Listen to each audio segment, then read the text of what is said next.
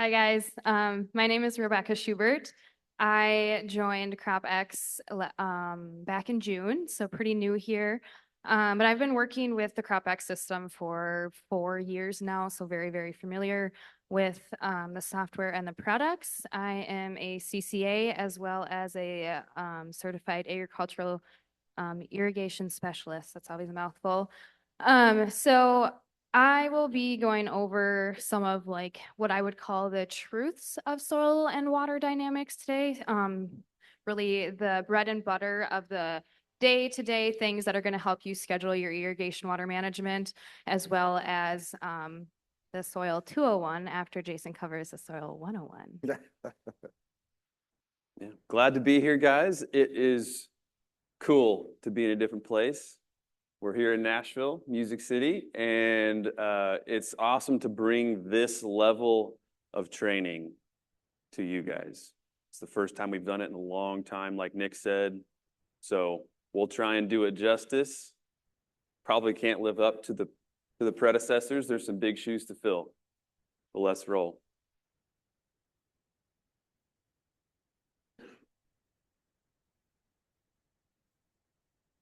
I don't know the details of that, but So we were able to get this training day CEU certified. So for those of you that are certified crop advisors, Shelly has the sign-in sheet. So make sure you sign in with Shelly. You will get credits for today. I think is there 3, Shelly? 5. So there's 5 credits you can earn today. So get those credits in.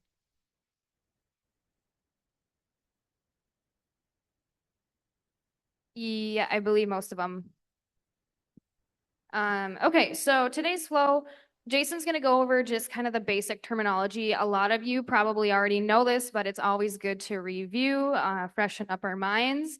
Nick and I, we're going to go over water movement for about 30 minutes. I'll go over, again, what I would call the important truths of soil and water, and then we're going to do some discussion, some practice, that sort of stuff, and we'll probably break because it is a 2-hour session, and that does get very long.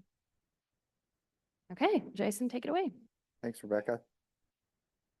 Okay, like we've said, what I'm going to do is probably review things I hope you are all familiar with, but so that we're using the terminology in a uniform manner. Here we go. Photosynthesis. So photosynthesis is this process that we all depend on for life. It is something we have all talked about since grade school.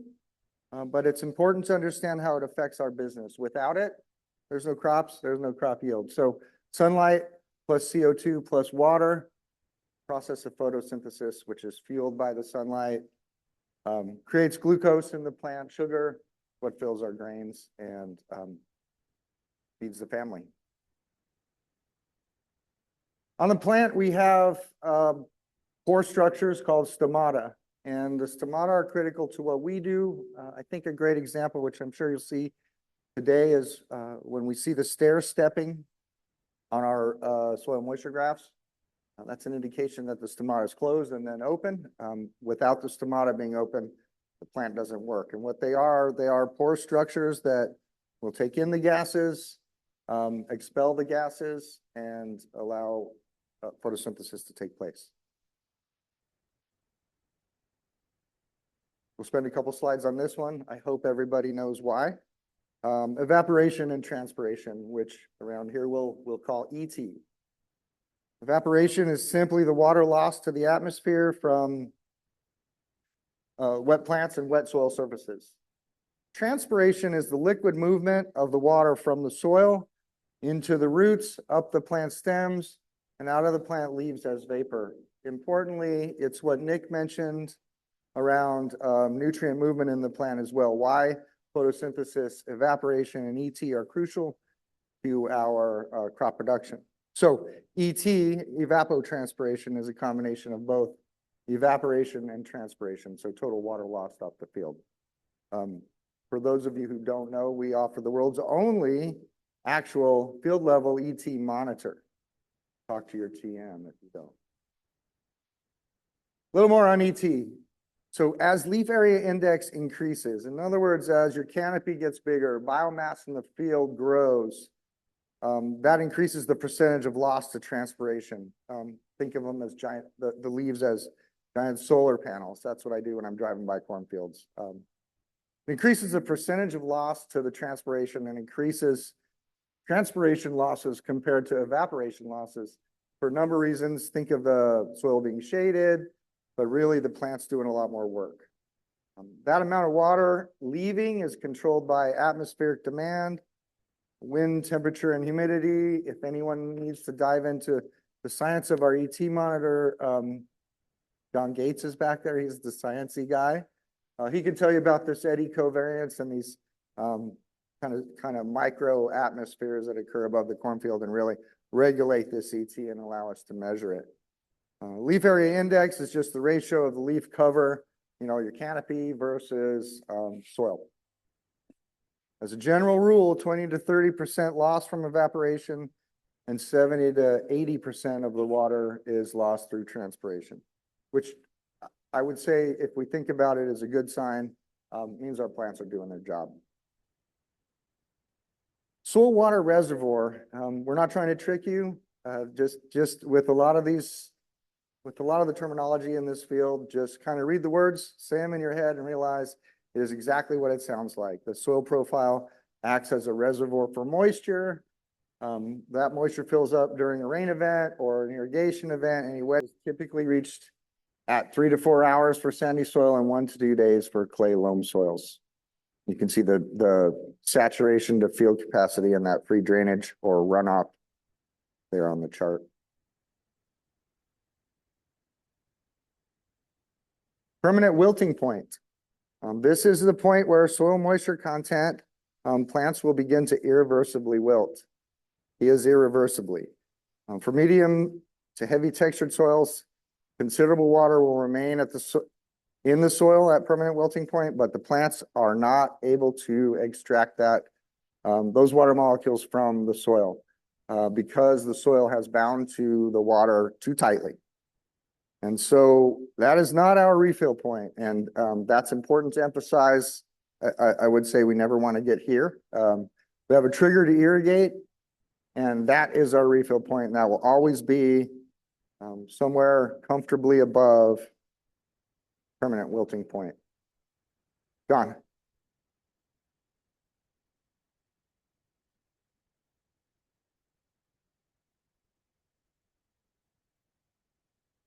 Actually, I just want to hear myself talk and sort of drone on, John. Okay.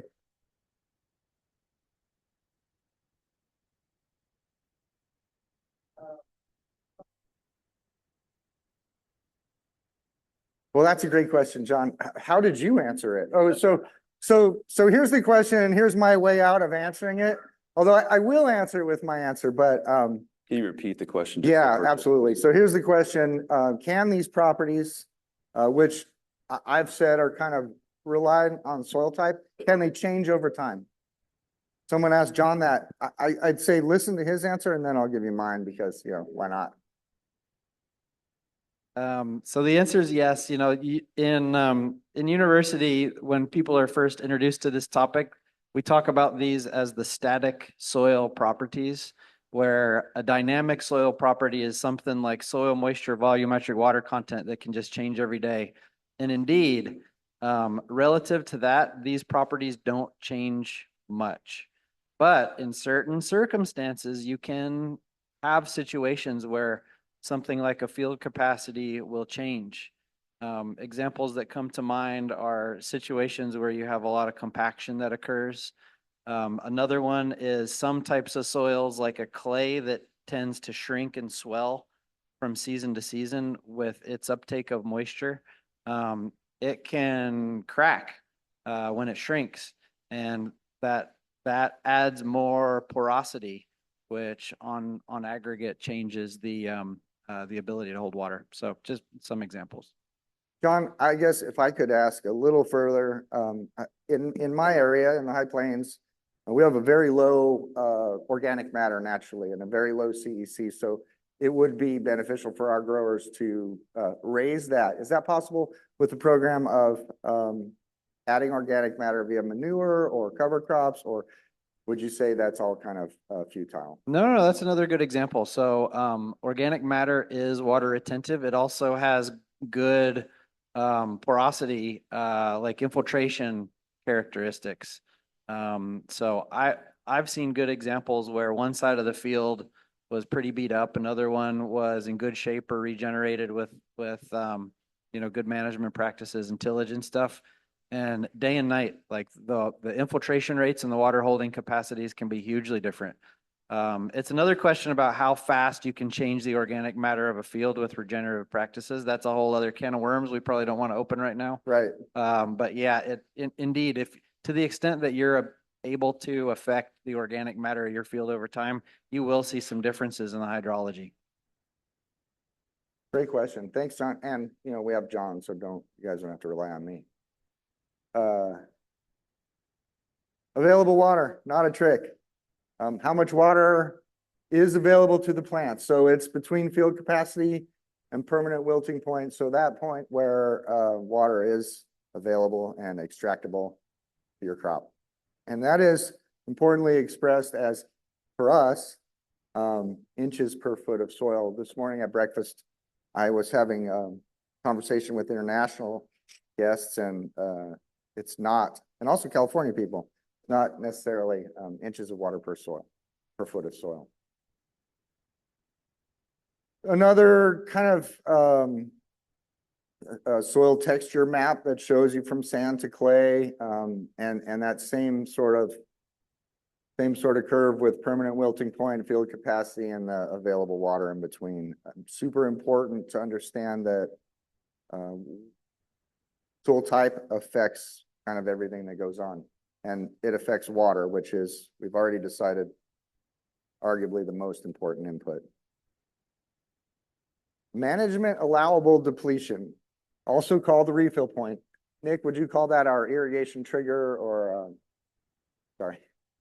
Absolutely. Yep. Yeah. So refill point, it's the portion of water that's available, the portion of available water that's depleted before an irrigation event's triggered. So think of your profile sum graph, that kind of bottom line there, the red line. Capillary fringe. This is a subsurface layer which groundwater seeps up from the water table and fills the pores. A high water table can influence watering decisions. If you have a high water table, you already know about this. For those of you from the high plains, there is such a thing as a high water table. Not in our world. Here is an example. Oh, well, since we have stall,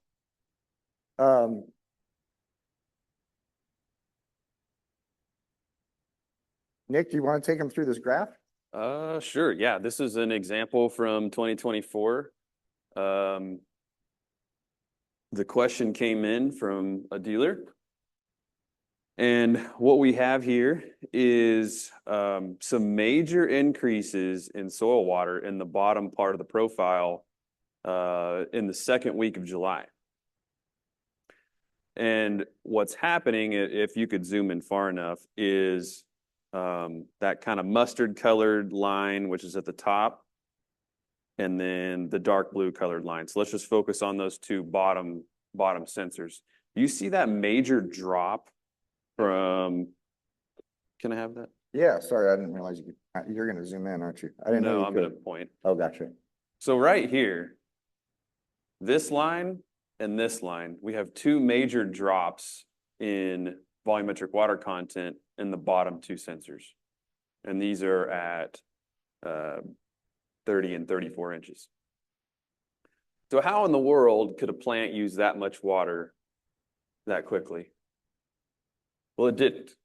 What happened was we had a water table that was high, and it finally got dry enough, and the water table lowered. So it lowered away from these two bottom sensors, going back down to what would be closer to a field capacity for these bottom sensors. But then, unfortunately, they got even more rain, and they went back to having way too much water in the profile, and the water table went even higher. So we can see the water table got all the way up to between 18 and 22 inches, this yellow and purple line. So way up here. And then finally, by the end of the season, they were back down to normal. So hopefully they weren't, running the combine through water, but it, yeah, the last point there is the second week of September. So it took a long time for that water table to come back down. So there's a good example of capillary fringe.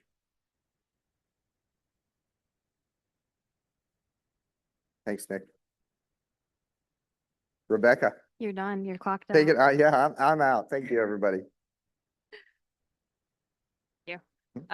So Nick and I are going to touch on what I would consider like the second level of water management, kind of building off of the things that Jason did.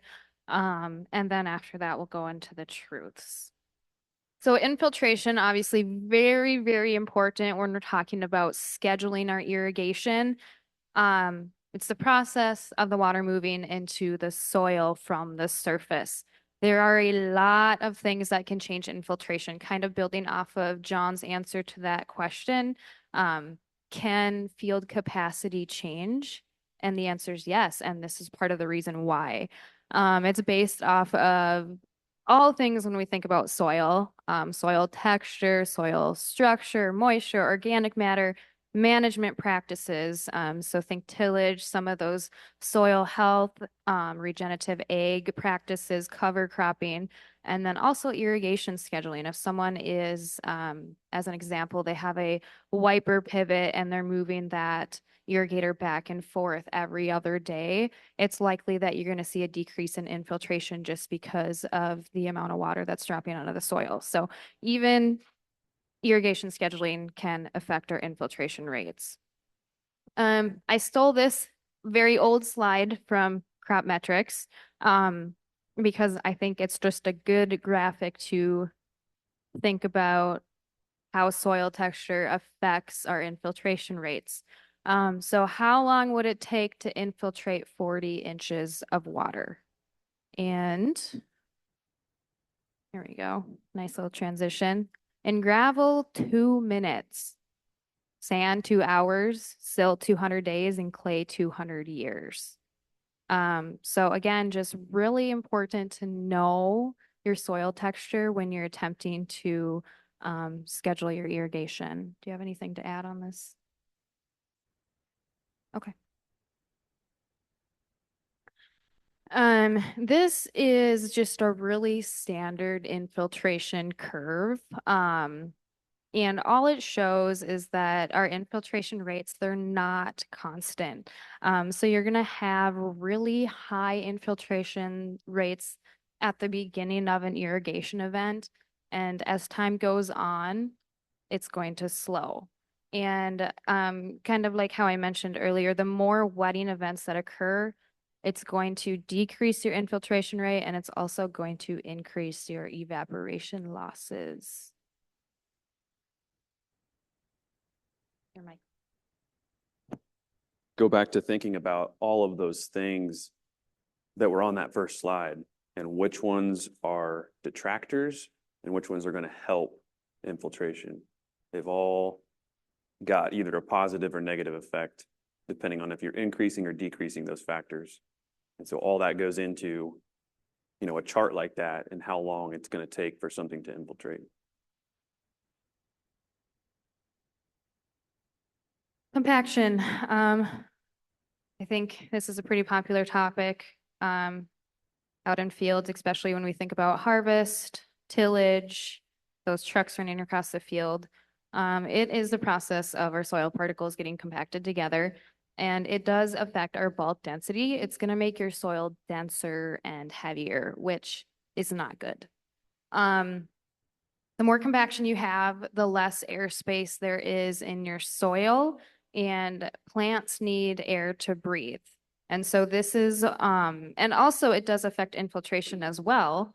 When you think about those pore spaces that hold air, they're also going to hold water. So if we are reducing our pore spaces, we have less areas for that water to fall into. And it's also going to affect runoff and increase it. On the opposite end, obviously less compaction. We've got more pore space. There's more places for water to sit, less runoff, higher infiltration rates, a little bit easier to schedule our irrigation. Anything to add on that? I would just say that the one thing that sticks out to me related to compaction is how much it can affect it by one activity. So something like 70 to 80% of how compacted a soil could be can happen on that first pass, on that first activity. And it's not an easy thing to undo. It's not a permanent thing, but it has long-term effects on what's going to grow and what's going to be the soil water dynamics at that location. I'm going to add to that too. Sometimes in the summer, we get questions about soil sensors that just don't seem to be performing properly. They're putting an inch of water on the field and they're not seeing any of that infiltrate along the soil sensor. And we will go to Google Earth and look at past images. And if there is a field road from 20 years ago, we can still see that on the soil sensor data. And I think, John, you have something to add here. Matt does. I just said to mention something about Nick about when you put a probe in in a very compacted area. But going back to like she said, satellite imagery, it seemed like there was an old railroad bed or something like that. You know, if you don't know the field, didn't ask, get terrible readings. Yeah, there's a lot of tools out there to help you decide where that compaction could be. And I think we've got some good examples of that later. Awesome.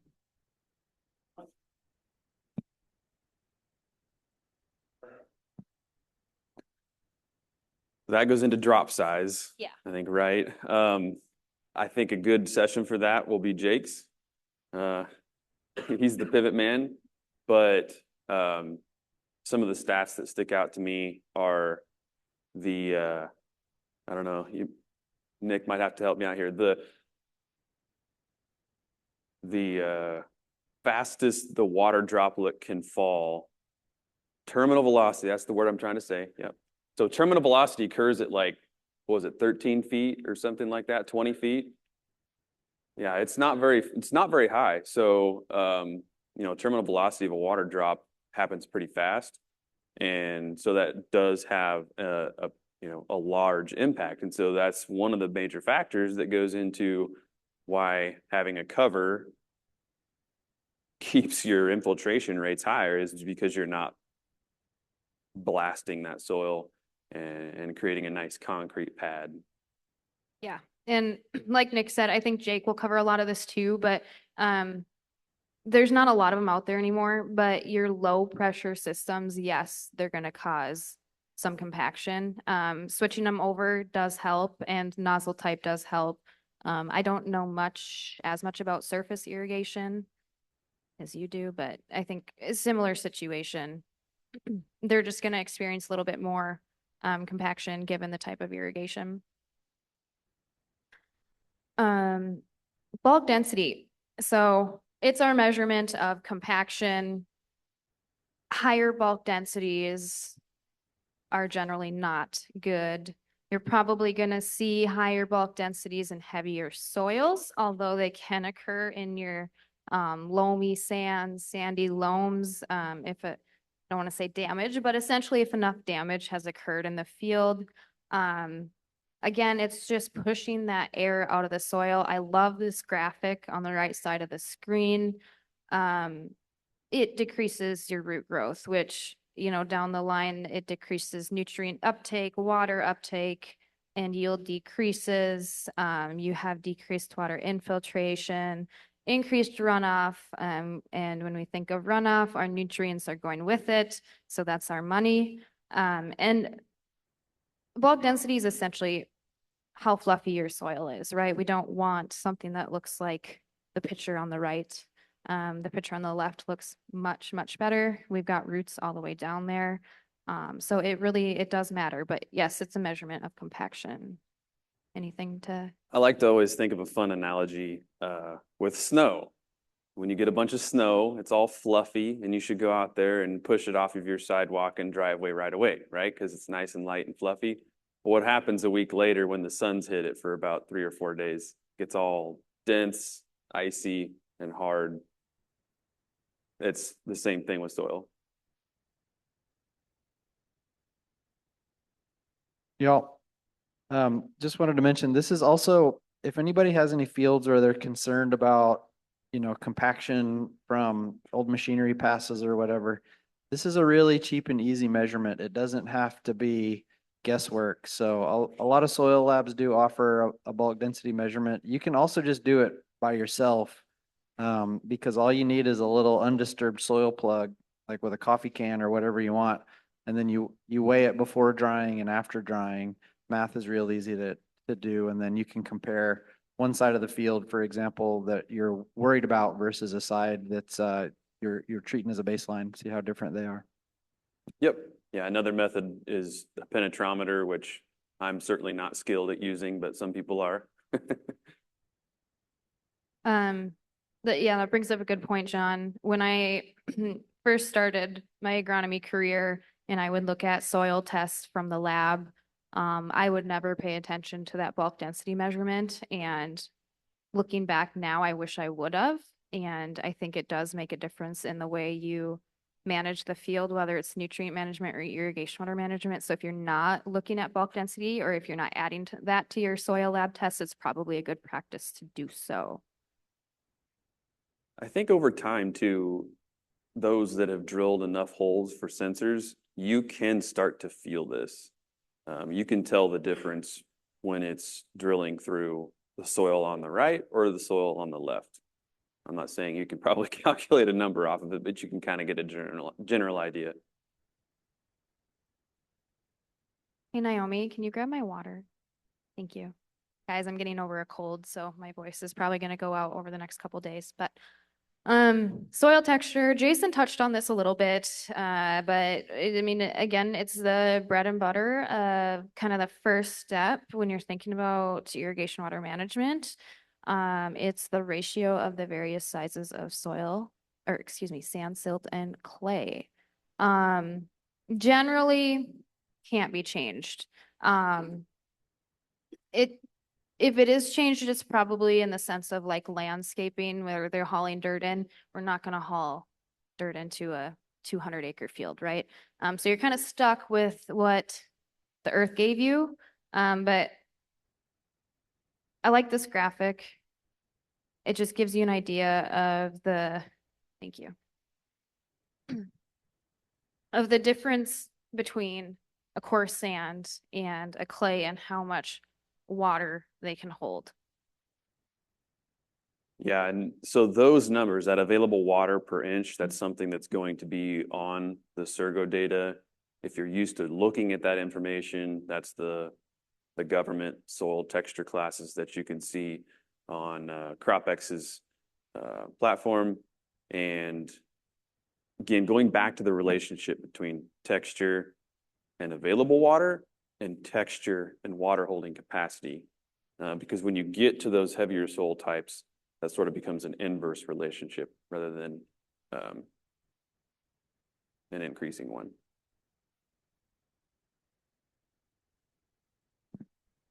Soil structure. So this can be changed. Soil texture, not so much. Soil structure, yes. It is the way that our soil particles are oriented in the field. We want good structure. Good structure means there's pore spaces, there's air, there's room for those roots to grow, water to infiltrate. And I mean, when we think of the things that destroy it, tillage is a big one, compaction, those field roads, other examples of things. Yeah. Mainly things to improve it, or all those things we talked about to improve compaction. These are some examples of different types of soil structure. We want to be granular, but you'll likely see, I've seen platy before, especially in clays. It's not uncommon to see poor soil structure. Any questions so far?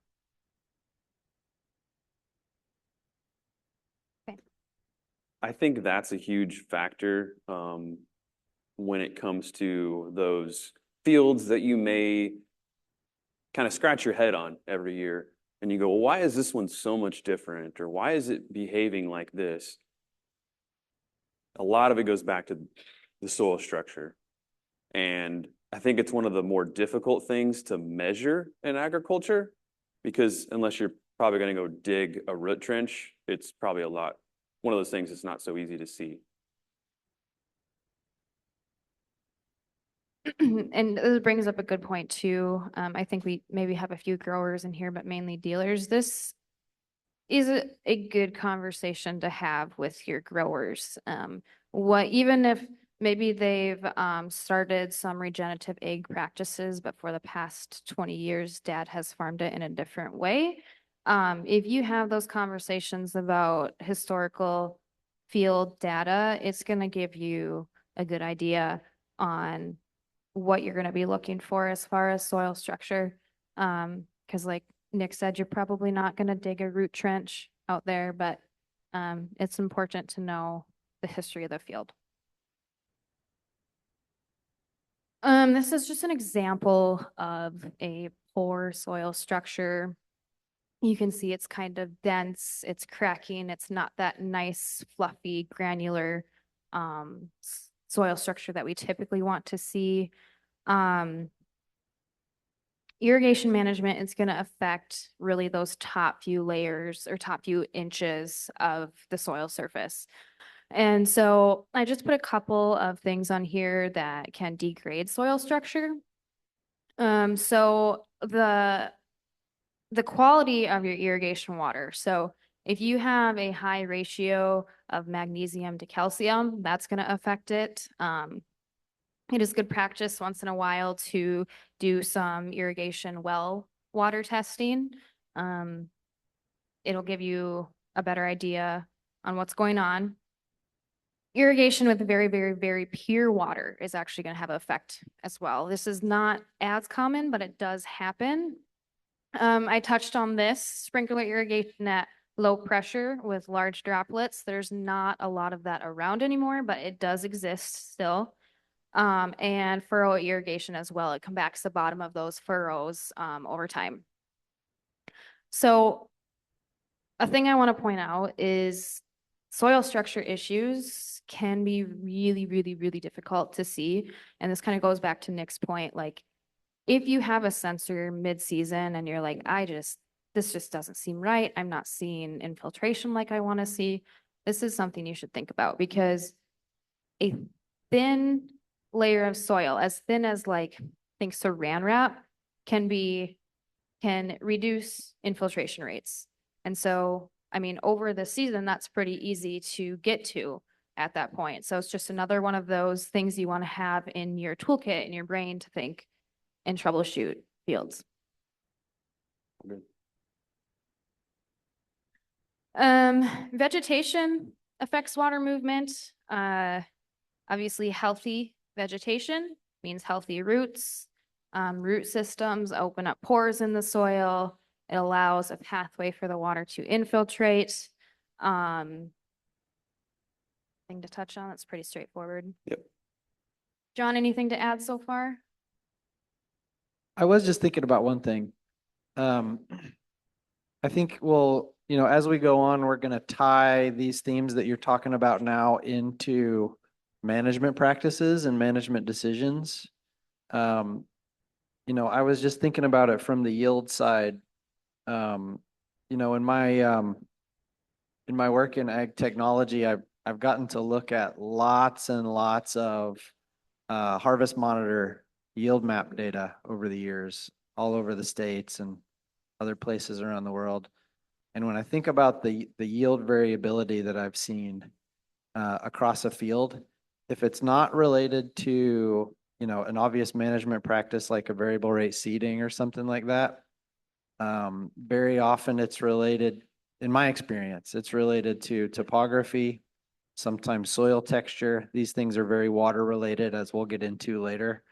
But then usually if you rule those out and you still see a lot of variability within a field for yield, it can be traced back to what you're talking about now with soil structure and compaction. And you go into those land history records and it's like, oh yeah, you go to talk to the farmer, it's like, yeah, dad deep ripped this for 10 years and he stopped 5 years ago, but we still see the effects on the yield maps.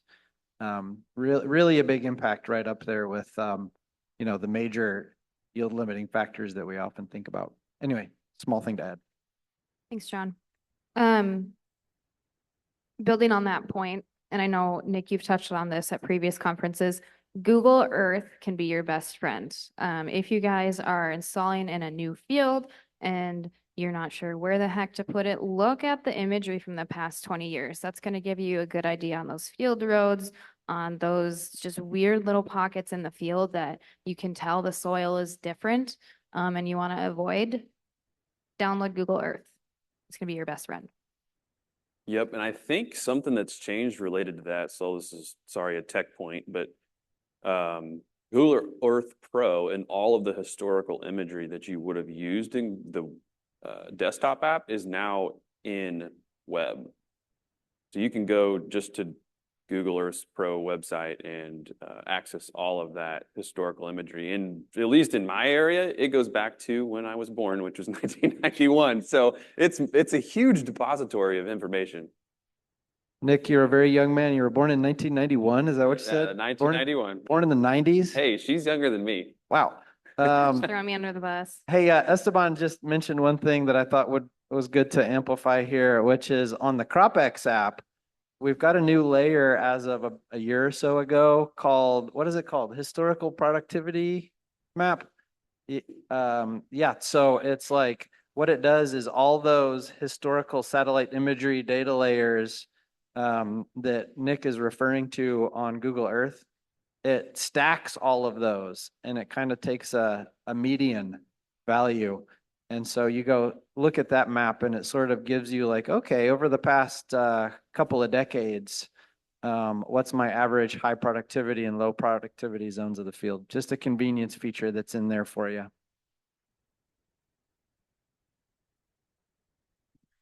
Topography. How many of you deal with really, really hilly fields? Anyone? Okay. I know, Nick, my area is very flat. So thankfully I didn't have to deal with this so much when I was knee deep into soil sensors, but it can create some issues. Steeper slopes, obviously we're looking at faster runoff, less infiltration. Your flatter areas are going to accumulate more of that water. And this is really where soil can get very variable due to tillage, right? We're going to be pushing those top layers of soil on the hills down to the bottom in those valleys. Rain can do that as well. So tips, I mean, you deal with hilly fields, tips for dealing with it. Yeah, at least where my experience in terms of management practices where I've been in generally heavier soils. So actually this image is a really good example. So if you were trying to put a sensor on the side of that hill, like the water holding capacity is low, the infiltration rates are low. We just talked about that. But usually I would say the most important thing is this, that like overall that soil health compared to the rest of the field is poor, right? And so you're also going to have poor plant health. So that again goes back to when you call in and you have this head scratcher of a sensor, a lot of it maybe go back to just what the general plant health is around that sensor. And that's a good example of where plant health would be worse than better. Does that mean that we're probably going to put it down in the bottom of the hill? No.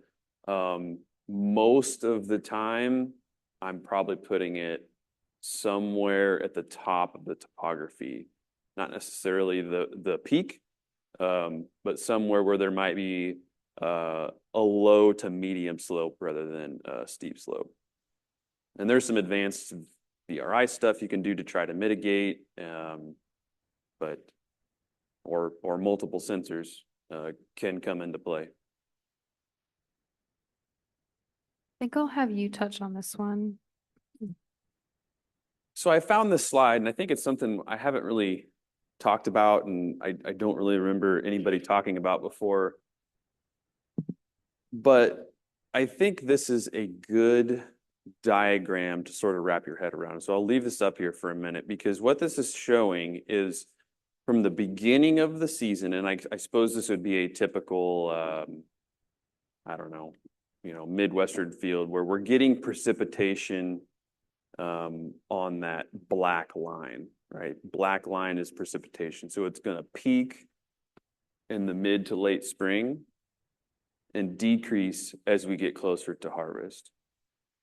And think about what happens with our overall profile moisture throughout that cycle. Because at some point, our demand is exceeding our supply. And so depending on what your irrigation setup is, that's going to have a huge impact on how you schedule irrigation. So just thinking about what that overall demand curve is throughout a whole season, and then how do you manage that without something to measure what's in the soil and how much fuel you have left in that gas gauge?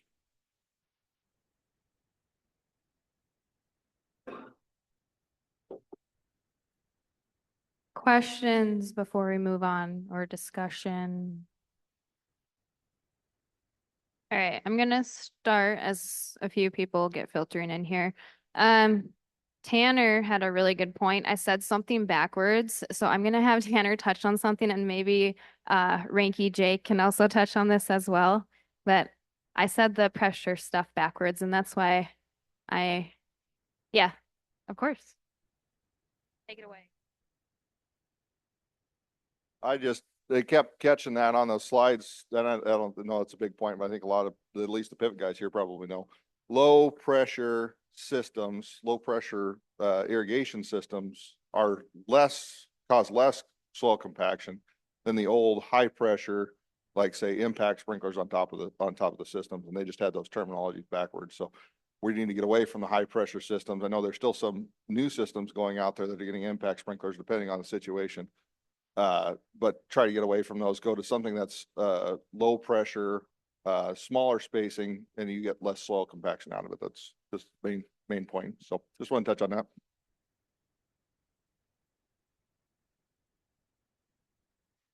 Thanks, Tanner. Yeah, and Jake will touch on all this later as well. So. Okay, so like I said, these are what I would consider very important truths. Kind of the 12 things you really want to keep in mind when you are starting another field on a soil sensor or just any general irrigation scheduling. So the water held at field capacity and permanent wilting point, and the difference between the two is going to be different at each point in the soil. And the main thing I want you to think about with this point is soil uniformity across the field. If you know a field is 75% loamy sand, one sensor is probably sufficient, right? But when we are talking about a field that has 5 or 6 different types of soils, that's when we want to start thinking about maybe putting an additional sensor in there, if not a third. And I was thinking about this morning too, and keep in mind grower preference here as well. Yes, I would say it's good practice to put 2, maybe 3 sensors into a highly variable 120-acre field, but if it's not going to change the way your grower waters, it's potentially not worth it. It might confuse them, right? And so, yes, keep this in mind, but also keep your grower in mind. And if they're very progressive, they want to get into variable rate irrigation, or they want to, they are going to pay attention to 2 sensors worth of data, it's good practice to have more than one in those types of fields. Anything to add? No, all good. Any questions? Okay. When we apply water to a field, the top depths have to reach at least field capacity or a little bit over before it's going to move down to the next depth. This is just a really simple graphic to try to explain it. When we're thinking about real life, what does that look like? It looks like this. So you can see on those top sensors, we've reached field capacity at those. We've spiked, there's been a little bit of free drainage, and then the plant is starting to use it. As we get to those lower sensors, we're seeing less and less water infiltration, and that's just because we have not reached field capacity. Anything to add? Just noticing the time difference in when that line goes up, right? So right away, high spike, top. The last one to change was the lowest sensor to identify any infiltration. That's a really good example of that time series, that time gap between event and when you see that infiltration stop. Rebecca? Yeah. So I immediately put my dealer hat on the minute you say multiple sensors in a field. Yep. Okay. And now we're going to have to get to a point where we need to prove ROI in that situation. We already know that we're doing 100% ROI in a one sensor setup, but multiple sensors per field, are we still looking safe enough to be able to do that and still have return and still have the same kind of return on investment that we're having? So anyway, that's where I want to come from. I know at least 4 or 5 people out here, they thought they had that same thought in their brain, so we need to, if we're going to talk about that, we really do need to also think about the ROI side of it too. So anyway, that was the question I had. No, that's a great point. And just building off that, Preston, like I said, I want you to think about grower preference when you think about putting more than one sensor in the field. If it is going to change their management practices, if they're going to use it to do variable rate irrigation or change their scheduling in any way, great. But if they're not, if they're just going to water one depth across the field, like yeah, John, go ahead. I was going to let you finish. Adding on to that, when you were talking about this multiple sensors in the field, we're running into it with the NRCS programs and I seen there's a couple of questions in the queue on the apps here, but right now they're requiring us to have 4 sensors in a field without variable rate irrigation, without sector watering. And they're telling the growers that they need to use the combination of that data to manage that field, which our experience has been for the last, 3-4 years here, that unless you have 2 crops in the field, no matter what you're doing, one sensor in the most highest percentage of the soil type is very adequate to manage that field. So are you guys going to be able to provide us with some data that tells us, because you talk about ROI, he just mentioned it. ROI, if you're going to participate in water management with these practices with the government programs, it gets very expensive and very time consuming to put all this data together, report all this, and try and make sense of it. And that's only going to put more burden on us that you just talked about earlier, as far as we're their partner. So Minnesota, North Dakota, South Dakota, Wisconsin.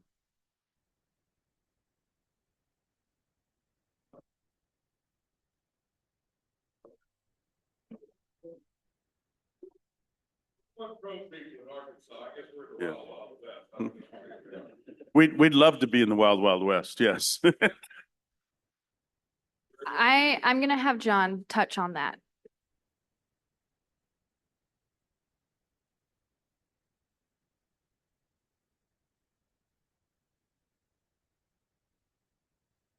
Let me just repeat, or let me paraphrase what Matt just said. So Matt's in Wood River, Nebraska. Their approach is 1 probe per field on the whole. Yeah, if you're doing one probe, he's saying he installs in the majority acre. That means you go look at your spatially majority soil zone. And that's what you manage to. That's their approach. And then Matt's also saying they do have customers with VRI, and that's the case that they use multi-probe on. They're not going to use multi-probe in his business for a scheduling only customer. Yeah. Yeah. Okay, so I just wanted to add a couple of notes of my own on specifically variable rate irrigation. So we do have a whole separate session, deeper diving on variable rate irrigation VRI later today. So folks that are interested in that, we've got much more to come. Just real quickie to introduce the topic. There are use cases where variable rate irrigation can be super profitable and a big ROI. But it's not for everybody and it's not for every field. And our recommendation in general is to use it as a problem-solving tool. It can be a very, very powerful way to improve yields, reduce frequency of stuck pivots, that kind of stuff. But in general, you want to go into a VRI program knowing what you want to achieve. But much more on that later on. Okay. And guys, I literally watched 4 or 5 of your necks kind of do a little shift when you saw her mention multiple probes per field. So I know somebody had to want to say something. I'm just saying we're in here for feedback. It's the whole reason we're here. Ask for the mic, ask questions. Don't make them just sit up there like lecturers in a hall. Okay, come on. Thanks, Preston. Other discussion points on that? That was good. Okay. Anything to add on your end? No? I'm just going to cover this very quick. There is a distinct wetting front during an irrigation. Saturation usually only occurs at the soil surface, and then only for very high application rates and heavy soils. So all this graph is really showing you is if we have a rain or irrigation, we're probably going to reach saturation on those top couple of inches. After that, there's a wetting front that's going to exceed or meet field capacity. It kind of goes back to this idea where the top depths must be around field capacity before the water is going to move any lower. Anything to add? Yeah, and that's a huge reason why we get a lot of questions about why somebody might not be seeing infiltration to a certain depth. If you're installing a V4 to a full depth, that means your top sensor is at 8 inches. Depending on how heavy that wetting event was, it may not even be getting there because it needs to saturate those top inches before it even reaches the first sensor. Yeah, a good example of this is when we are in the heat of the summer, it's dry, it's hot, it's 90 degrees, it's not humid, and the top 1 to 2 inches probably looks close to oven dry. So imagine how much water you need to put at least on those top few inches to reach saturation before that wetted front continues to move down the depths of soil. So just building on your point, Nick. Questions on that? Okay. Evaporation from a soil surface during a regular irrigation season does not usually affect soil water beyond 3 to 6 inches under the soil surface. Why is that? When we think mid-season, just corn as an example, right around tassel, there is rapid plant water uptake. So you're going to see a lot more water through transpiration at that time than you probably are evaporation. As soil dries out, the resistance to soil water movement increases. When we think of water energy, this is just those soil particles clinging onto the water as it gets drier and drier. And most surface and sprinkler irrigations are infrequent. And I put that in quotations because infrequent to me means maybe 2 times a week. I'm frequent in this case would be like you're swinging the pivot, it shuts off and you're swinging it again, right? Like every other day sort of situation. The exception to this, however, is like if you had an area that is mostly bare, there's not a lot of plant cover, and it is continuously kept wet by rain or irrigation, then it's going to have really high evaporation rates. Questions on this? Okay.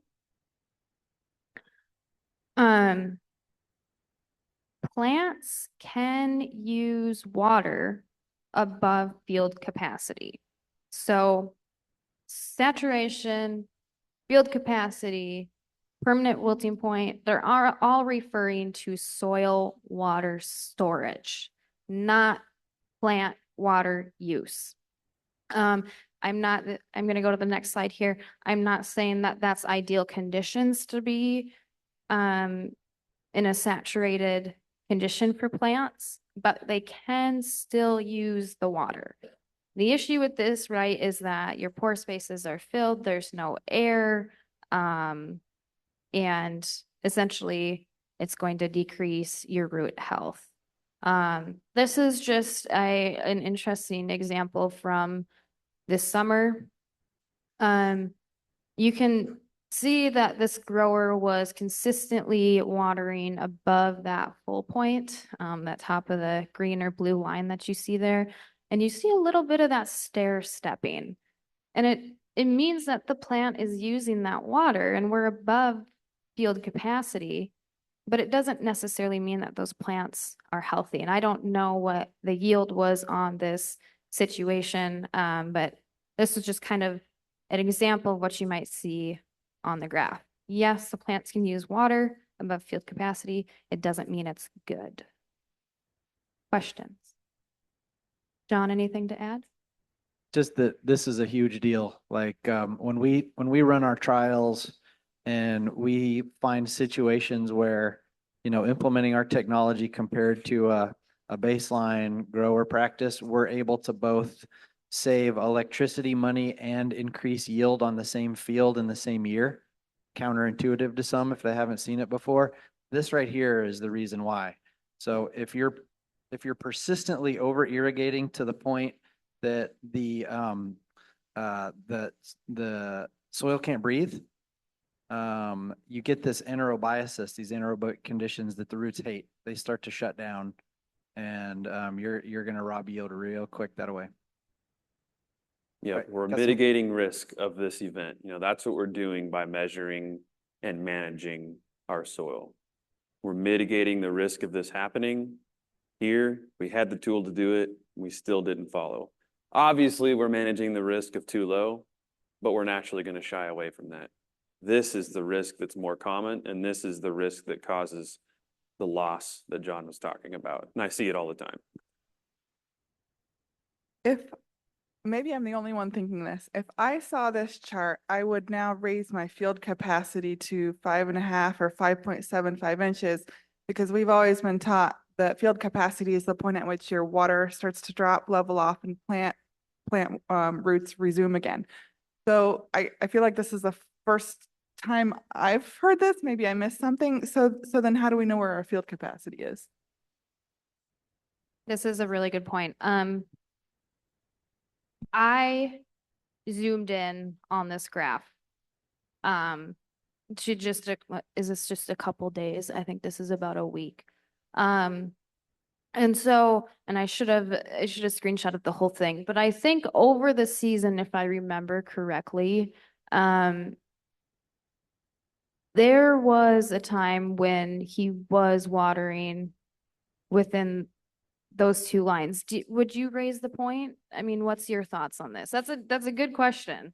I'll disagree with you, Cassie. I think those 4 events, maybe that last one, we see a little bit less slope in that water use curve, but all those water use curves after all those events are much steeper and less consistent with what we see after we get below field capacity with those stepping events. So what I mean by that, and we'll talk about this later with set points and stuff, is the slope of that line. If you drew a straight line, for each 24-hour period, I think I would leave it where it is. Maybe you'd raise it to 5, but we're talking about a few tenths of an inch difference there. Nick, I totally disagree. I agree with Cassie, because if you put a line straight across the top of that, those breaks are going to be almost identically all the way across.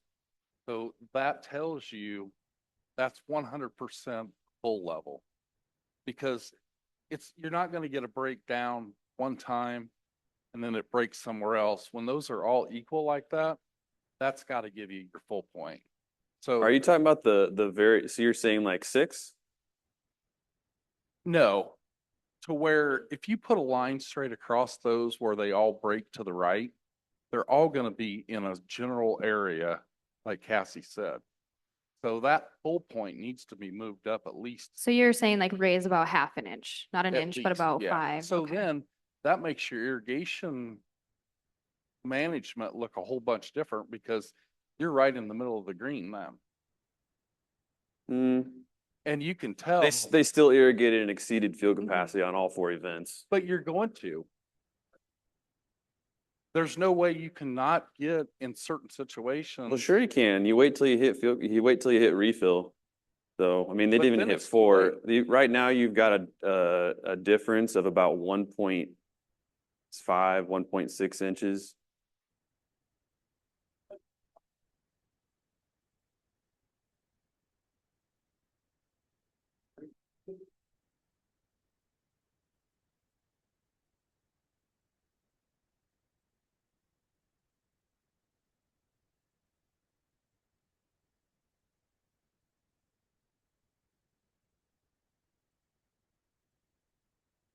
What's one other way to help us identify that? What you're saying?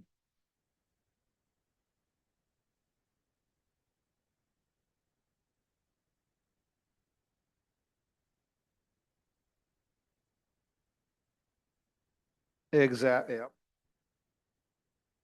I would watch all of the depth lines, because sometimes those top ones can really take over. So you said that he watered over field capacity. Well, I guarantee you that 2-inch line is making a huge impact on what that graph looks like. So, and that's unavoidable in most cases, that it's going to look like that.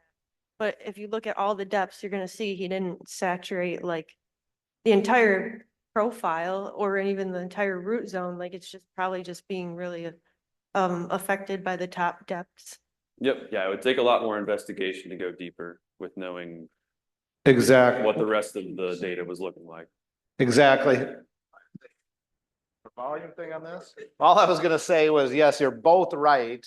And the only other thing I would help out, I mean, I would look at the individual depths to see when that crop water use started to occur more often, whether it was just drainage versus rooting activity down at those individual depths. Yep.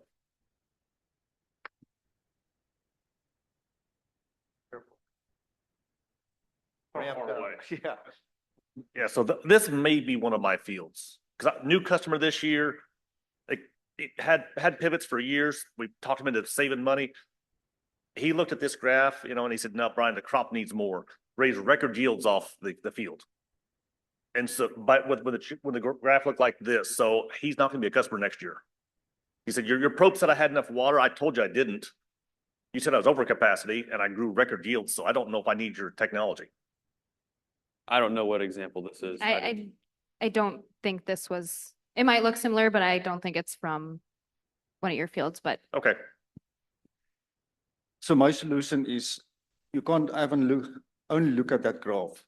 If that is the profile sum, you need to go to the moisture graph and do your determination and not look at that only graph. And that is in my opinion, the normal mistake that every grower doing. They only go to the profile sum, but they didn't look at the different depth of the different sensors, especially on the moisture graph. So what I will do there, you can't use that graph to make a decision. You need to go to the moisture graph and go to each sensor depth. Right, then and so we'll get into that when we get into the profile set points. That is how it works. That is how the app works. It all is on the individual sensors. so we can get into the details on how the app calculates that. I would say that for most growers, they'll want a simpler view rather than every individual sensor. Like that can get to be a complicated decision-making process. And that's what you guys are trained to do. You're trained to help them figure that out, right? So yes, you're absolutely right. You got to consider all of the information, and that gets put together to create this graph here. No, this was good discussion. I'm gonna agree with the other Nick here. I don't think anybody's wrong. We don't have all the data here, right? This is just a real simple, and maybe it's not the best example, but it's just a simple example of maybe they're at saturation. But again, without looking at VWC and root depth and that sort of thing, we don't have all the answers.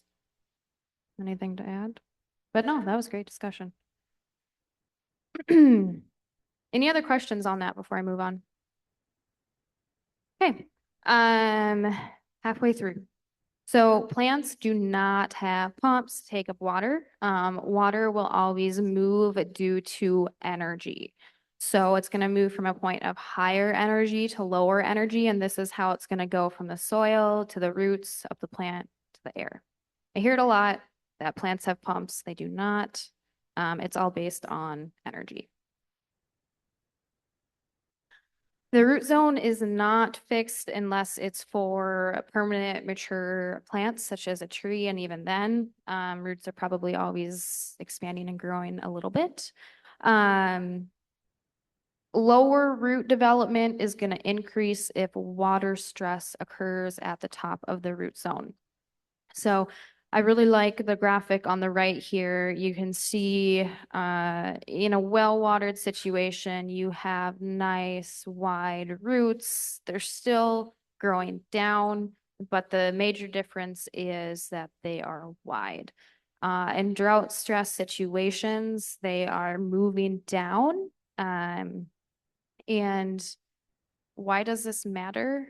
When we think of nutrient management and when we till in potash or anhydrous or whatever you guys use across the country, it's usually in that top 6 inches, right? So if our roots are only going down and they're not spreading out, we're probably missing out on our nutrients and essentially our money.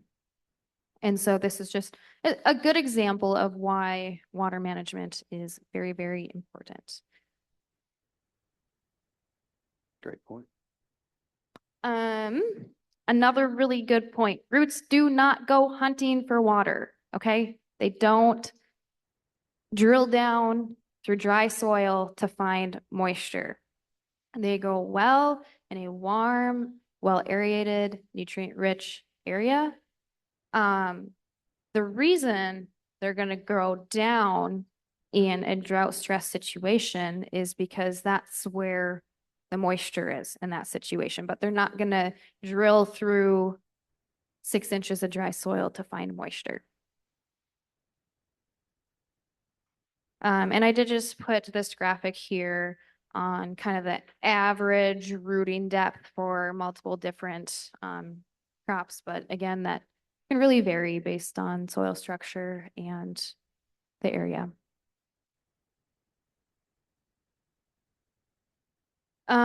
Truth number 9, there is a general water extraction rule. It's called 40-30-20-10. I'm going to read it exactly off of this graph because it's confusing if I don't. Water used in the top 25% of the root zone represents 40% of your total water used. And then it follows in the next 25%, 30, the next 20, the next 10. You want to touch on this? Yeah, I mean, ultimately what that means is roots are going to use water from the top down. So I always like to say plants are lazy, right? So they're going to use the easiest water to get first. And just like a shallow well versus a deep well, which one takes more energy to pump? The deeper one, So it requires more energy to pull water from deeper. Plants are lazy. They'll pull the water from the top depths first. Questions? Okay.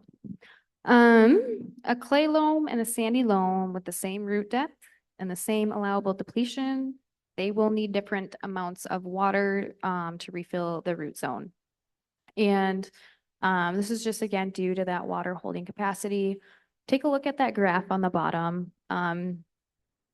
It just shows you the amount of water needed to refill clay or like a silt loam versus a coarse sand. It's quite a bit more.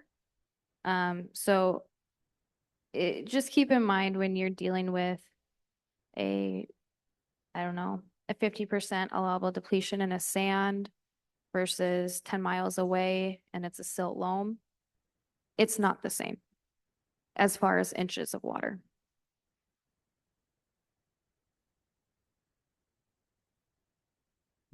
I've pounded this whole time, but plants need oxygen to function. This is important. The availability of oxygen at greater depths and coarse soils is why root zones tend to be deeper in sandy soils versus clay.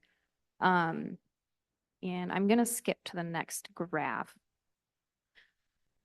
This is two fields that I used to manage. One is basically beach sand. It's a field that potatoes are growing in, but I think both these examples in this situation are corn. So you've got sand on the left, you've got sandy loam on the right. Sandy loam is not drastically different than our sand, but you can see here that there is a difference in the ability of those roots to find oxygen at those lower depths. It doesn't seem to be an issue. You see, it's minimal, but you see root movement at 34 inches on the left. And right away at 26 inches on the right, you start to see a real flattening of that stomata opening and closing, that stair stepping. And so this is just an example of that previous truth. Anything to point out here? Any questions on this? Okay. I can repeat it if you want.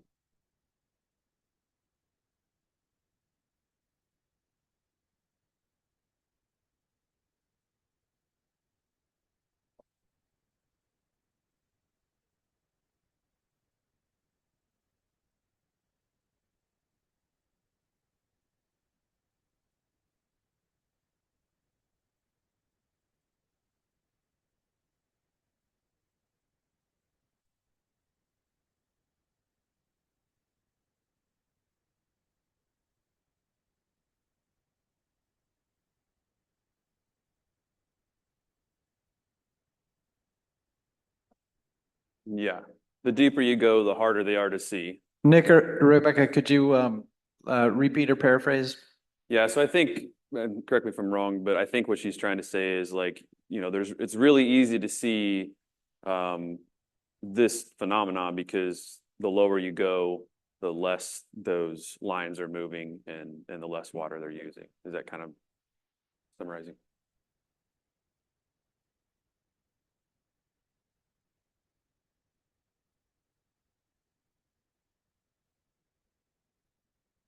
Gotcha. Yep. So the deeper they are, the harder they are to see. And building on your point too, I think it goes back to that 40-30-20 rule. A lot of our water just comes from those upper inches of soil. John, do you want to add? For most crops, it's like that rule, that curve that you're showing also mirrors the root biomass. So the vast majority of the root system itself is right up top, and then it tapers off very, very quickly. Some exceptions out there, but for most crops, that's the case. For corn, that's the case. And so the root water uptake on relative depths is highly correlated to the availability of that root mass. Questions? Okay, last point. Nutrients move into the plant roots via the soil water solution. When we think of phosphorus, nitrogen, potassium, and I touched on this earlier, but they're gonna be usually found in the upper portions of the root zone, and that is our soil that dries out first. The availability of these nutrients drastically falls when we start to get below field capacity, below our refill point. So essentially, my point is soil sensors, they provide insurance not only on your irrigation water management, but also on your nutrient management plan. If you keep your moisture levels where they need to be, nice and stable, your nutrient availability is going to stay consistent for those plants. Any questions? Is that you? But yeah, that is me. That is me. John, any other points to touch on? Just an advertisement. There is a hour on nitrogen nutrition management later on today for folks that are interested in more nutrient discussion. So we are going to move on to the practice and discussion, but before we do that, does anybody have any other points, questions, discussion to make? Okay. All right, we're gonna do something a little bit different than we have done in prior years. We're gonna do a 10-question competition. So you'll scan the QR code up here. You're gonna use your phone to answer the questions. Be appropriate with the name you enter. And it'll keep track of your points. The faster you answer, the more points you get. I've got it on 20 seconds once I start the question. The second thing we'll do is a Naomi idea. It's called a human heat map. So we'll post 2 questions and we'll have like A, B, C, and D. And y'all can get up and go tell me which one's the right answer. And then we'll finish with some table discussions on different water management scenarios. So here is the QR code. If you need to type it into your URL box, you can type it in. It's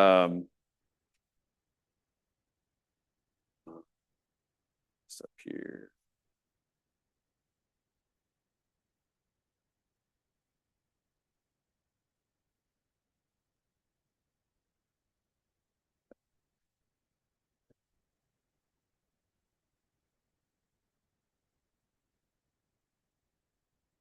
Everybody got it?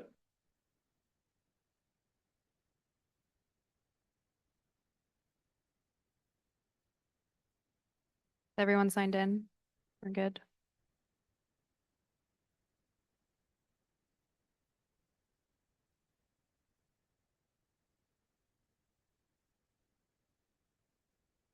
Okay. So again, 10 questions. You can click on the answer on your phone. The faster you answer, the more points you get. Does anybody need the QR code? Everybody's good? All right, first question. Going back to the terminology stuff, talking about volumetric water content. If I put a sensor, and this is all just theoretical stuff, right? So if I put a sensor in a bucket of water, what should I expect my volumetric water content value to be?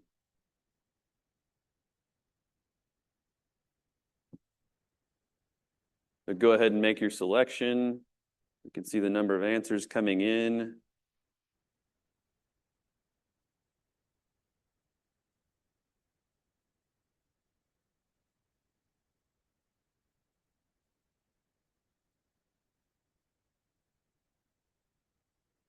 Nice, very good. So if I have a bucket of water, how much of that bucket is water?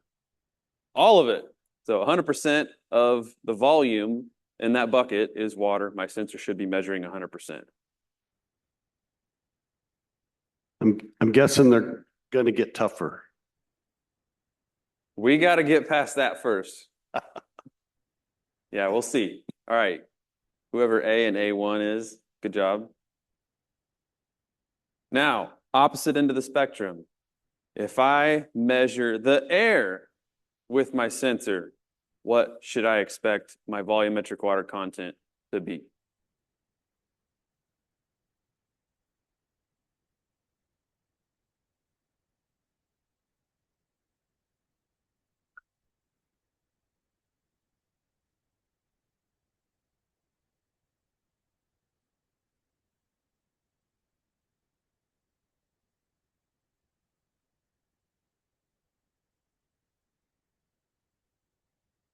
Zero, yes. Air is very dry. Some dry sand soil will probably be in the single digits. But yeah, air is dry. And what does that mean? It means that if you introduce air into your soil via pockets around your sensor, it's going to measure drier than what your soil actually is. You can think about that in terms of install best practices. Question 3, what components make up soil? So what are all the things inside our soil?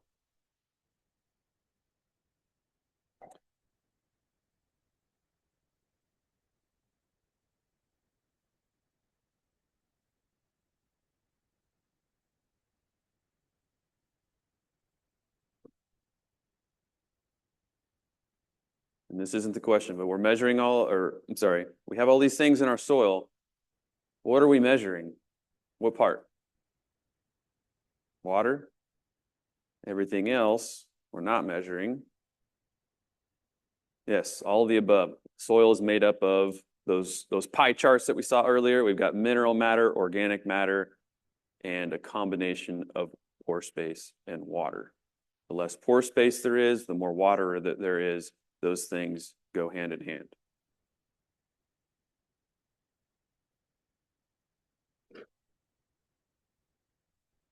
Water holding capacity can be increased by what things?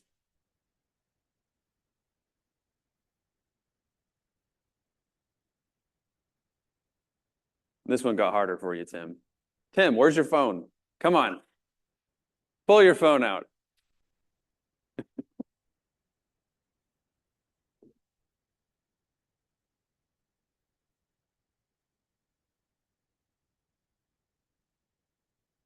Very good. So we talked about bulk density. Bulk density is a bad thing, right?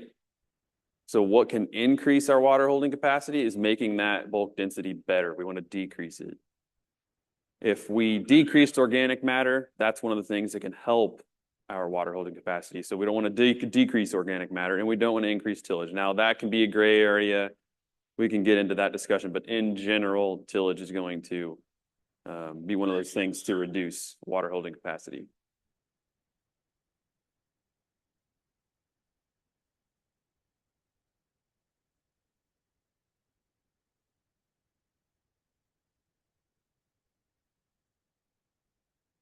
Plant growth is optimized when soil water is, we talked about all those different stages or storage levels, right? So which level will optimize our plant growth?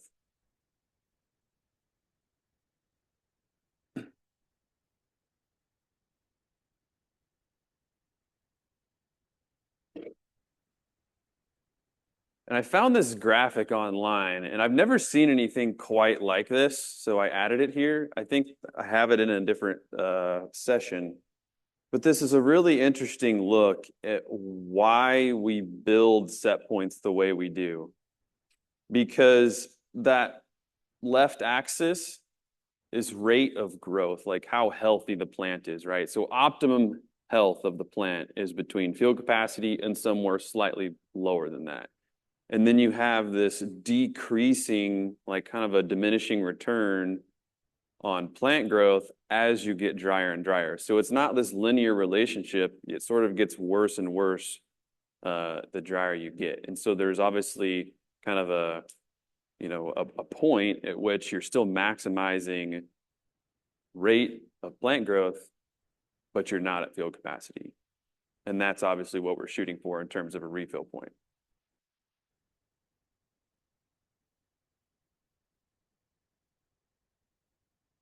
Whoops, sorry. Yeah, the answer was, that's probably going to restart the question, isn't it?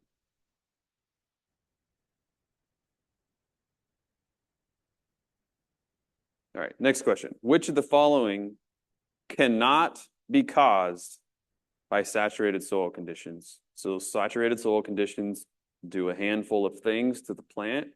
What does not, or what does it not do?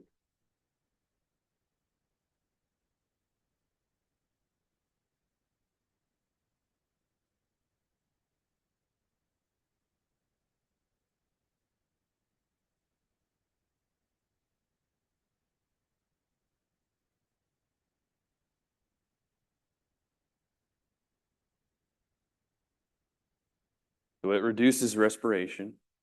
It decreases our nutrient uptake and decreases that root growth, how far those things are going to go out. So any of those saturated soil conditions are negative. So the one thing it could do is, or the one thing it's not going to do is increase our yields.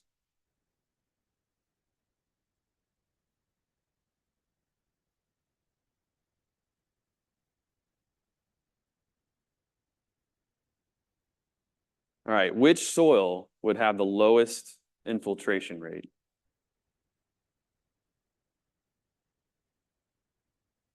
So there's a lot of factors that go into infiltration.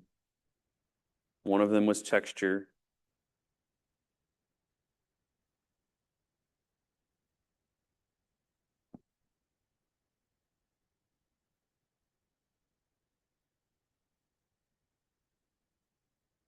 Yeah, clay.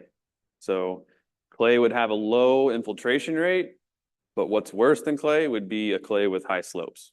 So 12% slopes would be the answer there.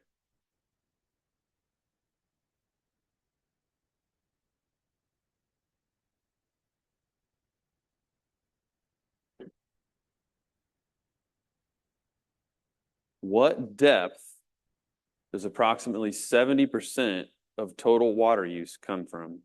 So what portion of the profile does 70% of the water use come from?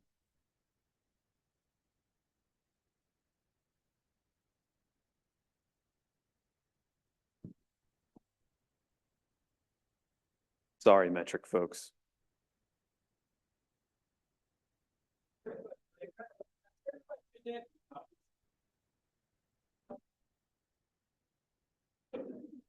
Ten centimeters, 20 centimeters, so 30, yeah.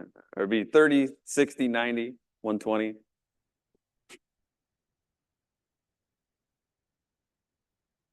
Good. So well, most of our water comes from the top portion of the soil. The more, or the deeper you go, the less water is used from those depths.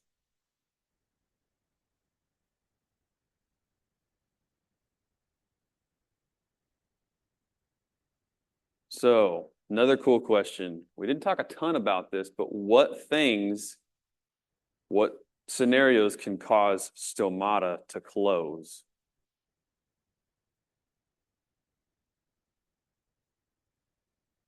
Closing a stomata is a bad thing. If the stomata's closed, plant's not respirating, there must be something wrong with the conditions.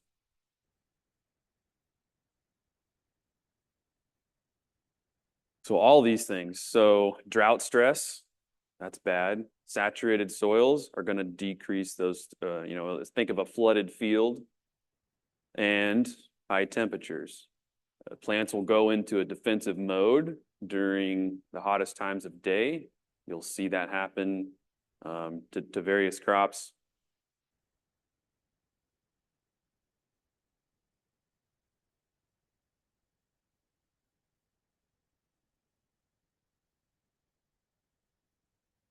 Last one. You get to be the judge. Who did a better job? And I know this looks small on the screen, but hopefully I tested it. You guys can zoom in on your phone. You can look at the graph.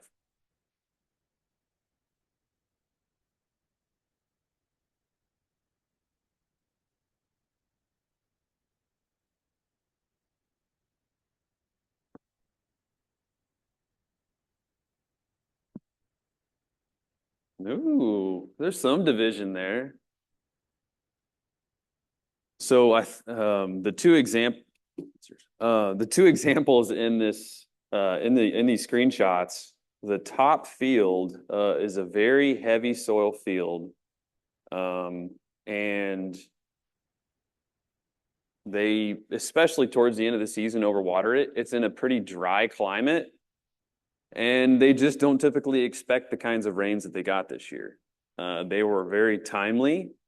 And this is probably year 4 of having its sensor on that same field. I'm again talking about the first one, right? So like the last month of, or maybe month and a half, they probably were within a half inch of full the whole time. So they could have saved a lot more water. They could have shut that pivot off multiple times and saved some energy and money and probably increased yield. Okay.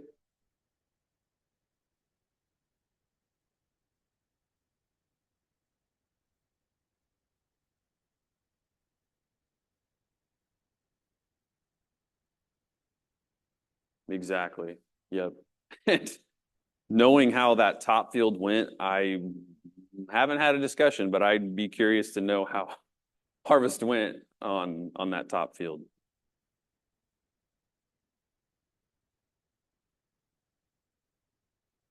All right, whoever that was, you must have clicked just a little bit faster than Eddie. Who's wide receiver 1? Oh, Kurt. You can come take a pic of a hat or a koozie, or not a koozie, but a top 3. Okay, well, Tim approves top 3. Eddie and Caleb Fisher.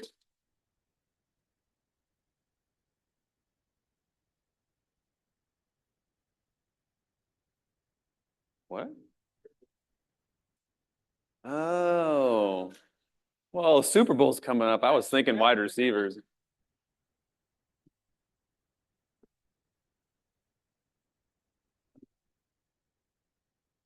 Nice work, guys. So hopefully that helped put into practice some of those discussion points that we were talking about. Now, back to the PowerPoint.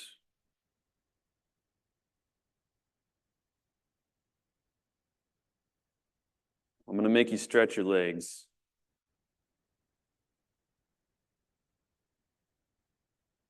All right, so everybody's going to be getting up and moving. We'll just do A, B, C, or D. And you don't have to all squeeze in. But which soil has the highest available water? What I think is funny about this little experiment is like the influence of other people's thoughts here. Like, I don't want to be the guy that select, you know. All right, so stand up and choose the right answer. A, B, C, D.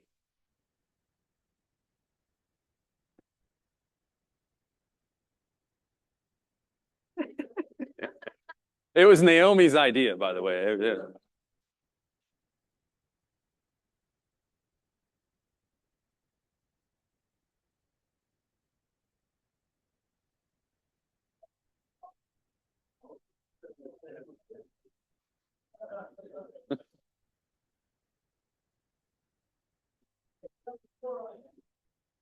Quorum.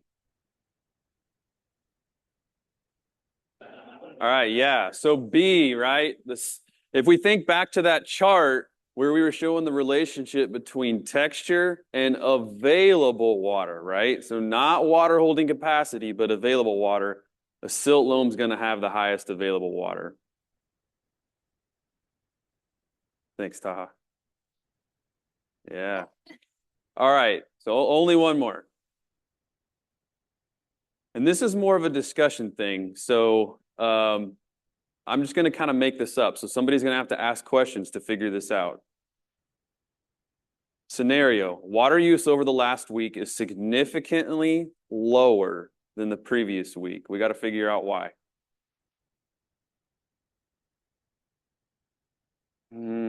July. R2.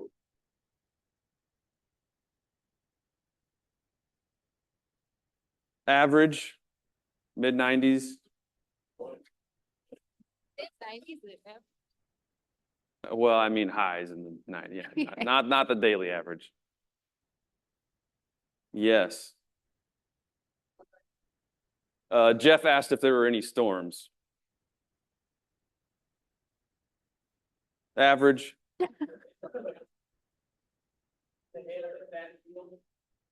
it hail? Yes, it did. Yeah, so there could be storm damage, right? Or it could be wind. So either of those types of things are going to cause, a decrease in what that plant is pulling. Like, obviously, if there's no leaves, there's no stomata. If there's no stomata, there's no way to pull water out of the soil. So yeah, I guess that really wasn't a human heat map thing. It was more of a discussion thing, but you guys got the picture. But yeah, so when you have that scenario, when we get those calls, we're going to be asking those types of questions. And those are the types of questions that you could ask the grower. Things like that hail example. Hopefully you've got an updated satellite image. CropX could help that without you even to ask any questions. So Yeah, you can things like sit that. down now. Yeah, all good. Thanks. Thank you, guys. Okay. We're gonna finish the last 10 minutes with a couple scenarios.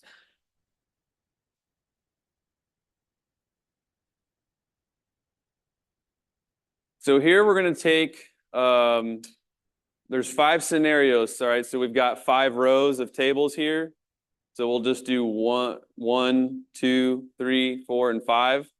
Brian, the copies of the scenarios are on that table there. Can you pass out scenario, or maybe split them up and do scenario 1, 2, 3, 4, and 5?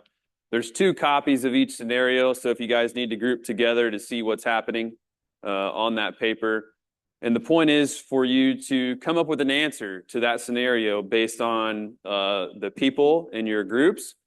But I want to have 2 different answers, right? So like you guys will answer scenario 1 and they will also. And we want to see how those answers differ and how you guys would handle the same scenario differently. So I'll go on to scenario number 2 so you guys can start brainstorming. Right, so this is these tables here, 2, 3, 4, and 5.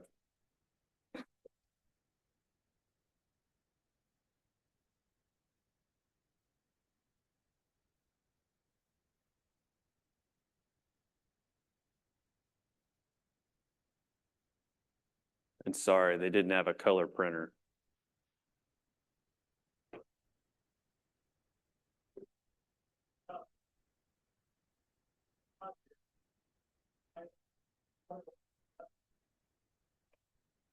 A 100%. There's 3.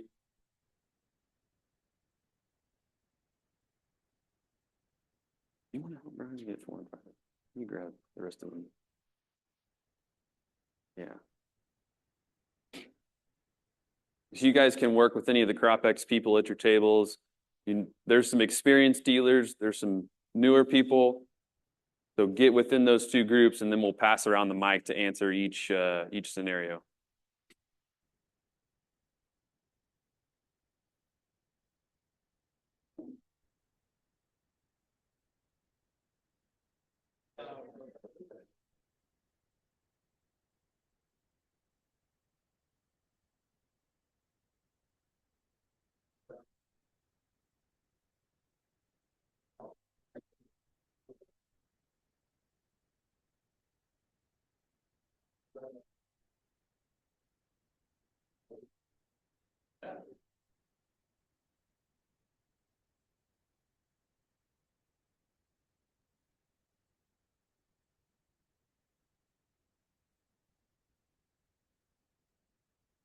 Yeah.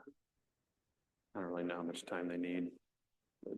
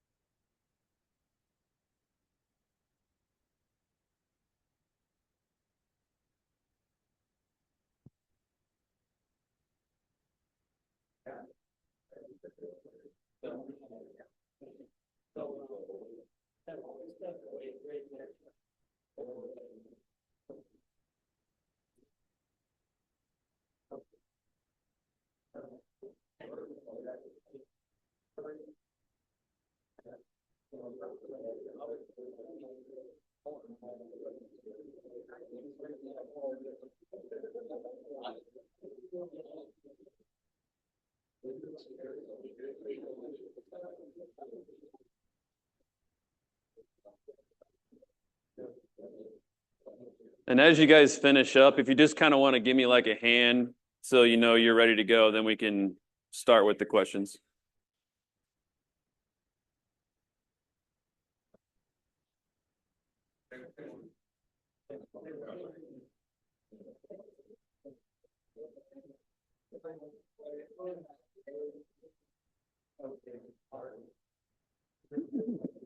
Call on Esteban to answer the second part of scenario one.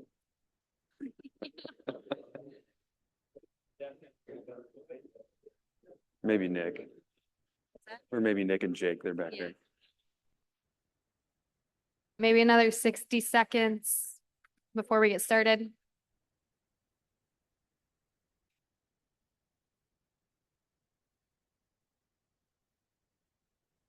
Want to do 1 through 5?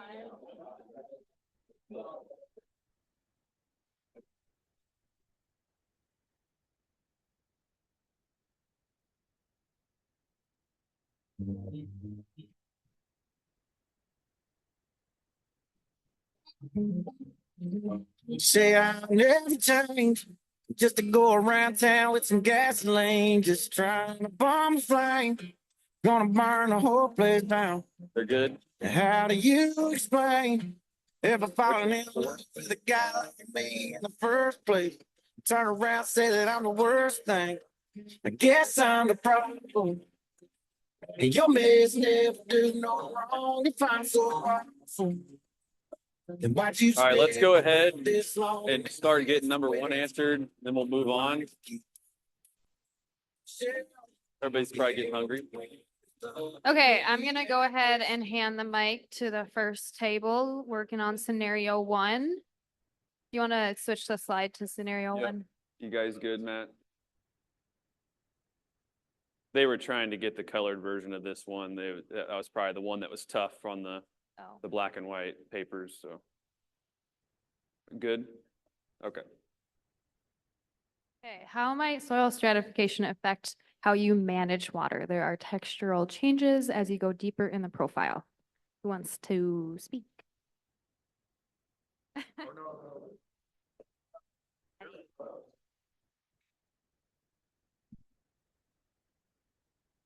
I would just look at the moisture graph and just see what the roots are doing and if they're able to penetrate into the second and third soil types. And if they are, you can account for them. And if they're not, you might consider a root zone graph.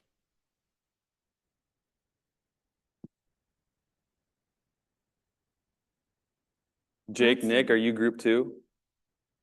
All right.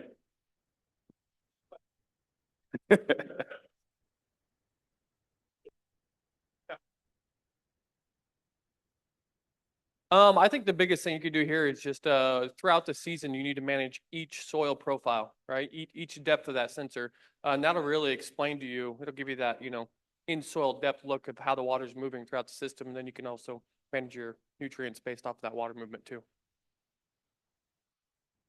Awesome.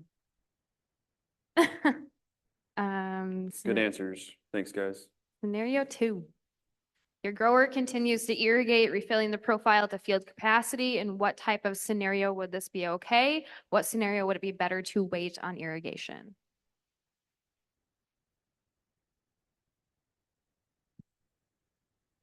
I think towards the end of the year, it looks like they're watering pretty heavy. I don't know that that's such a good situation, but what we did come up with a scenario where it might be okay to do that is if they just flew over an air seeded cover crop maybe, and they're trying to get something started. Otherwise, we were thinking that it's probably a little aggressive towards the end of the season there. You nailed it. How'd you know that? Brian's got a video of them doing it. Yeah, I think, yeah, so it was overseeded aerially, but I think it's a little excessive. Anyway. Group 2? Sure. The other thing we were looking at was, we don't know what our full and refill points are. I mean, if we're at 2 inches is fuel capacity and 1 inch is refill, worried about losing more moisture, not be able to keep up in drier later conditions there as the crop's maturing.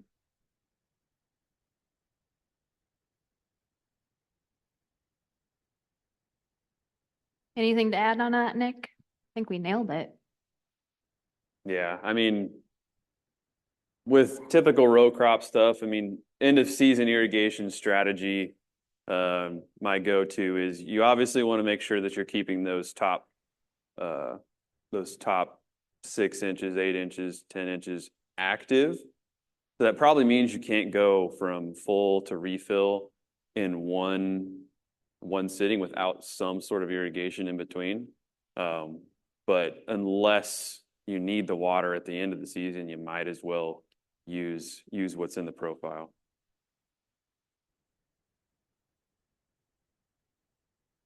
Scenario 3, what about a sensor graph could indicate the soil and plants are healthy? Why do those things equal better plant health?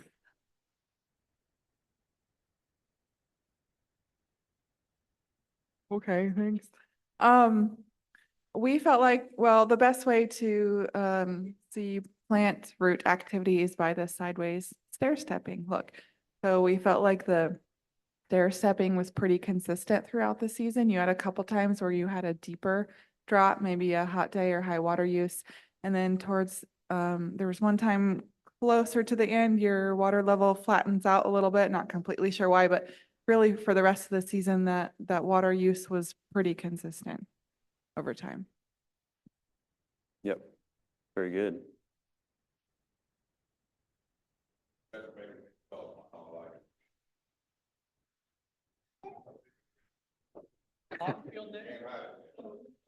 What's that? What kind of field is this crop? I just have to purposely stress it here. It's corn. Silage corn. Have anything to add? Okay, yeah, they had a very similar answer. Okay. You want to know the fun thing? These two fields are right next to each other. Very different, huh? Not the same probe. Nope. It's just different fields. I think with the landscape around this region, that first one, it just stays wetter. I don't know if they have a little bit more well capacity maybe, but 4 years in, I'd bet $100 they're gonna have the same exact thing next year. You're gonna have the field A be wetter, field B be drier. Like I said earlier, it's a traditional drier climate. So I think that's why you're seeing those less effective irrigation events as you're drying down. So we got below refill point, and we needed to be watering more, but he couldn't. So.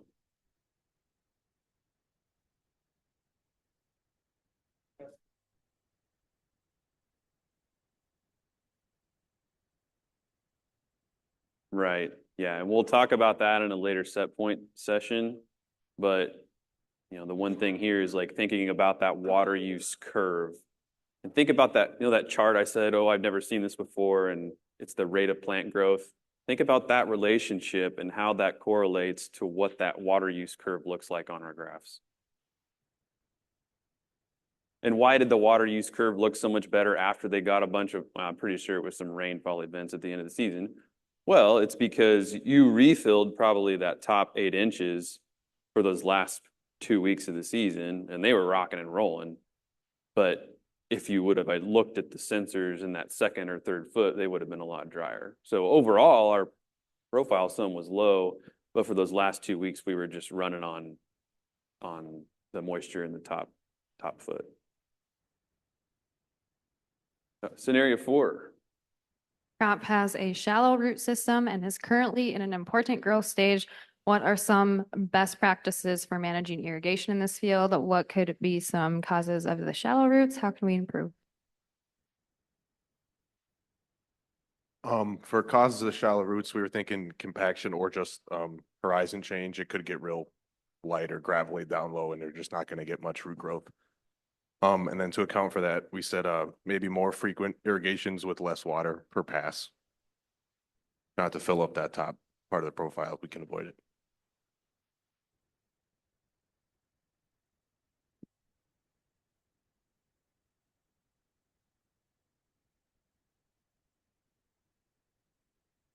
Yeah, we kind of felt that fewer irrigations, let it draw down more and just try to water fewer, use the availability of water we have rather than putting more on and overwatering it. Yep. So I think this was a late planted crop compared to normal.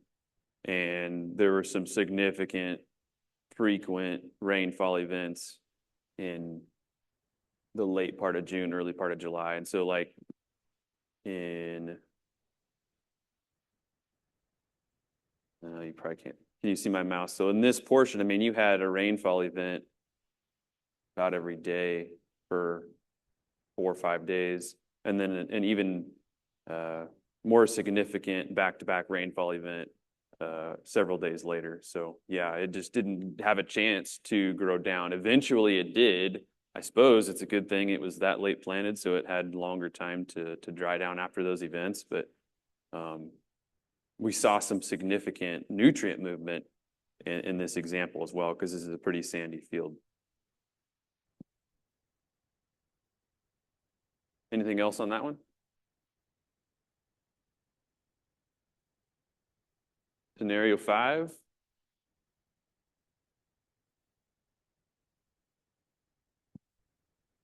So this is pretty open-ended. Explain what types of scenarios you find it best to use a soil moisture sensor. Think about different crops, soils, climates, rotations, irrigation capabilities, etc.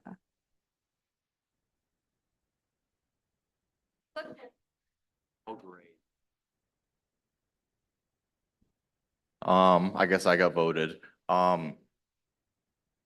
So we're kind of from all over and different experiences. So we mentioned some specialty crops was a big one, specifically corn. But in general, I think specialty crops is a big thing. Climate as well, lots of places dealing with drought, water cutbacks, having to go to different forms of irrigation even. Different amounts of money, putting more money in the game means more willing to make sure you're using stuff properly. I think that was mainly what we talked about, so. Perfect. Last table.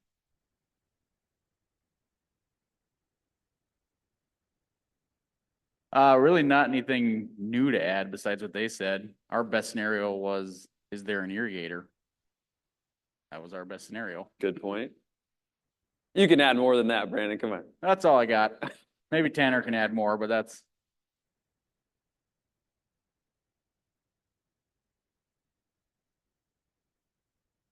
What's that? Drip irrigation. That's a good scenario. What I kind of thought was going to be interesting about this question was over the course of our careers, we've heard different excuses why or why not to use a measuring device, a sensor. And I've heard them on all ends of the spectrum. You could have one person say, well, I would put it in a dry climate. And you could just have one person say, I'd put it in a wet climate. And then you have growers, contradicting logic on both sides. So I think the thing to end with is you don't know if you don't measure. And if you don't measure, you're not going to have that extra economic value. You're not going to be managing that water to a point where you're mitigating risk of under or over watering that field. You're optimizing yields, and hopefully we've done justice for the agronomic portion. We've got a lot of other stuff this afternoon. Tim, gonna in terms of housekeeping add stuff, you've got it? Something real quick. Oh, sorry. If you guys have any questions on anything we covered, please do not hesitate to come talk to me or Nick. There was a lot today. So just keep that in mind over the next couple hours, and I